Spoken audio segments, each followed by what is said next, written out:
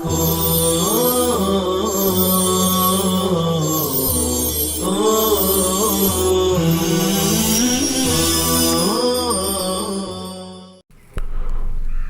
الله الرحمن الرحيم. الحمد لله رب العالمين والعاقبة للمتقين والصلاة والسلام على سيد المرسلين وعلى آله وأصحابه أجمعين. عزیز طلبہ، ہدایہ خیرین جلد ثالث کا سبق ہے. کتاب المضاربت چل رہی ہے. ایک کی جانب سے مال ہو، دوسرے کی جانب سے محنت ہو. مضاربت کے کچھ اب آخری مسائل ہیں. یہ باب مکمل ہونے پر ہے. آج آخری سبق ہے کتاب المضاربت، بحث المضاربت کی. ایک شخص کے ساتھ 1000 درہم ہے، یعنی مضارب کے پاس، اور وہ یہ بول رہا ہے یہ فلاں کے پیسے ہیں، مضاربت نصف پر ہے. یہ مضاربت لفلان بالنصف، فلاں نے مجھے مضاربت کے لیے دیا ہے نصف نفع پر، اور 1000 نفع ہوا. لیکن فلاں شخص کرا نہیں، ہم نے مضاربت پر نہیں بلکہ وضاحت پر دیا ہے. وضاحت کی وضاحت ما قبل میں ہو چکی ہے کئی دفعہ. سامان یوں ہی کوئی کسی کا بیچوا دے، نفع میں شرکت نہ ہو بلکہ تبرع اور احسان کرے، صرف سامان بیچ دے، اس میں بات رب المال کی مانی جائے گی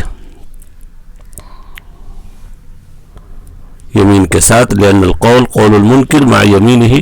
یہاں پر مضارب کو یا مدعی ہے، دعویٰ کر رہا ہے تقویم عمل کا یا شرط اس کی جانب کہ ہمارے عمل کی قیمت ہم کو ملنی چاہیے، یا گویا نفع میں شرکت کا دعویٰ کر رہا ہے.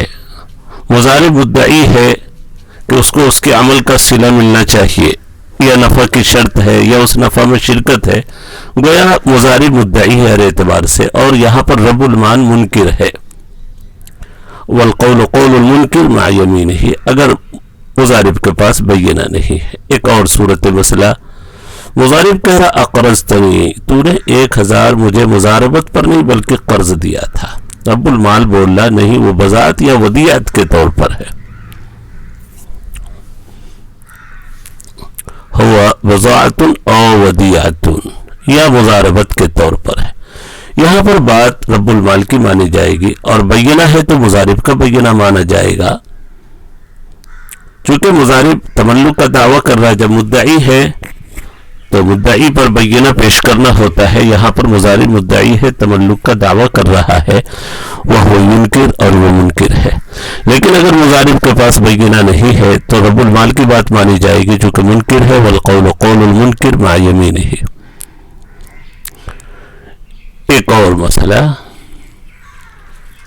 مضارب اور رب المال کا اختلاف ہو رہا ہے. تجارت کی نوعیت کے سلسلے میں مضارب بول رہا ہے کہ آپ نے کپڑے کی تجارت کا حکم دیا تھا اور میں نے کپڑے کی تجارت شروع کی. رب المال بول رہا نہیں، کپڑے کی نہیں، میں نے عطر کا کہا تھا، عطر کی تجارت کا کہا تھا. یہاں پر بات مضارب کی مانی جائے گی.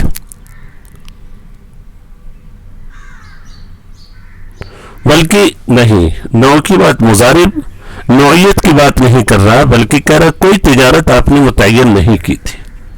رب المال یہ کہہ رہا ہے ہم نے ایک نوع کی تجارت کی اجازت دی ہے، اور مضارب بول رہا ہے کہ نہیں، کسی نوع کو آپ نے خاص نہیں کیا ہے. مضارب کی بات مانی جائے گی چونکہ مضاربت میں اصل عموم اور اطلاق ہے، اور تخصیص عارض شرط کی وجہ سے پیدا ہوتی ہے. تو جب عموم اور اطلاق ہے مضاربت میں، اور مضارب عموم اور اطلاق ہی کی بات کر رہا ہے، اس لیے قرائن کو دیکھتے ہوئے، مضاربت کی صورت کو دیکھتے ہوئے عموم پر محمول کیا جائے گا اور اطلاق پر محمول کیا جائے گا. وَلَوْ ادَّعَى رَبُّ الْمَالِ الْمُضَارَبَةَ فِي نَوْعٍ وَقَالَ الْآخَرُ مَا سَمَّيْتَ لِي تِجَارَةً بِعَيْنِهَا، کوئی متعین تجارت کو آپ نے نامزد نہیں کیا. مضارب کی بات مانی جائے گی لِأَنَّ الْأَصْلَ فِيهِ الْعُمُومُ وَالْإِطْلَاقُ، اس لیے اس میں اصل عموم اور اطلاق ہے، اور تخصیص جو پیدا ہوتی ہے عارض شرط کی وجہ سے. بخلاف وکالت کے، وکالت میں مسئلہ الگ ہے. وکالت میں اصل خصوص ہے، کسی خاص مسئلے کے لیے، کسی خاص چیز کے خریدنے کے لیے عموماً وکیل بنایا جاتا ہے. کسی خاص زمین کے لیے، کسی خاص مکان کے لیے، وکالت ہوتی، وکالت میں اصل اختصاص ہے، خصوصیت ہے، مزاربت میں اصل عموم ہے، بخلاف الوکالہ لأن الاصل فی الخصوص۔ ایک اور مسئلہ، دونوں میں سے ہر ایک مدعی ہے ایک نوع کے، یعنی دونوں نوعیت کا دعویٰ کر۔ اب یہ مسئلہ آیا جو پہلی والی شکل میں مضارب کہہ رہا ہے کہ آپ نے کپڑے کی تجارت کا کہا، رب المال بول رہا نہیں میں نے عطر کی تجارت کا کہا۔ دونوں نوعیت کے قائل ہیں، الگ الگ نوعیت کے، تو اتنی بات تو معلوم ہو گئی کہ نوعیت کی بات ہوئی ہے اور یہ مضاربت عموم اور اطلاق پر محمول نہیں ہے۔ جب اتنی بات متعین ہو گئی، نوعیت دونوں میں ہوئی ہے کوئی خاص نوع، تو اور نوعیت میں چونکہ رب المال اصل ہے اور یہی شرط لگا سکتا ہے مخصوص نوع کی، اس لیے نوعیت پر اگر دونوں متفق ہو گئے، گرچہ اختلاف ہے نوعیت میں لیکن کوئی نوعیت ہوئی ہے، کسی خاص نوع پر تجارت پر دونوں کی بات ہوئی ہے، تو اس میں رب المال کی بات مانی جائے گی۔ وَلَوِ ادَّعَى كُلُّ وَاحِدٍ مِّنْهُمَا نَوْعًا فَالْقَوْلُ لِرَبِّ الْمَالِ لِأَنَّهُمَا اتَّفَقَا عَلَى التَّخْصِيصِ، اس لیے کہ دونوں تخصیص پر متفق ہے، وَالْإِذْنُ يُسْتَفَادُ مِنْ جِهَتِهِ، اور اذن اس کی جہت سے مستفاد ہے، لہذا بات اسی کی مانی جائے گی، رب المال کی۔ وَلَوْ أَقَامَا الْبَيِّنَةَ، ہاں اگر دونوں بینہ پیش کر دیں تو مضارب کا بینہ اولا ہوگا، لحاجتی الى نفی زمان، کیونکہ اس کو اپنی ذات سے زمان کی بھی نفی کرنا ہے، اور رب المال کو بینہ کی ضرورت نہیں ہے، اور اس کو ضرورت ہے مضارب کو بینہ کی، کیونکہ اگر اس طریقے سے نوعیت میں تبدیلی ہوئی اور اس نے رب المال کے منشا کے خلاف کیا تو اس کے اوپر زمان کی بات آ سکتی ہے، زمان دینے کی بات آ سکتی ہے، مضاربت ختم ہو سکتی ہے، اس لیے بینہ جو قابل قبول ہوگا مضارب کا اس وقت۔ آگے کا مسئلہ ہے مضارب اور رب المال دونوں ایک وقت کو، دونوں بینہ ایک وقت کو بھی بیان کریں، دونوں بینہ، یعنی مضاربت کے لیے ایک وقت متعین تھا، کچھ سال مقرر تھے، تاریخ مقرر کی گئی تھی، دو بینہ کوئی وقت بھی بیان کرے تو جس بینہ کا وقت اخیر ہو اس کو قبول کیا جائے گا، وہ بینہ قابل قبول ہوگا۔ یا اوپر والے مسئلے میں نوعیت کا اختلاف تھا اور اگر توقیت میں اختلاف ہو اور دونوں کے پاس بینہ ہے تو جو اخیر وقت والا بینہ ہوگا وہ اولا ہوگا۔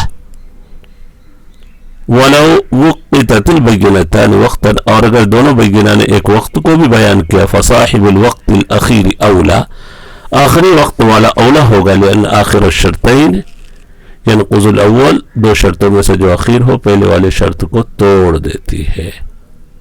الحمدللہ یہاں تک سبق مکمل ہوا اور کتاب المضاربت بھی مکمل ہوئی۔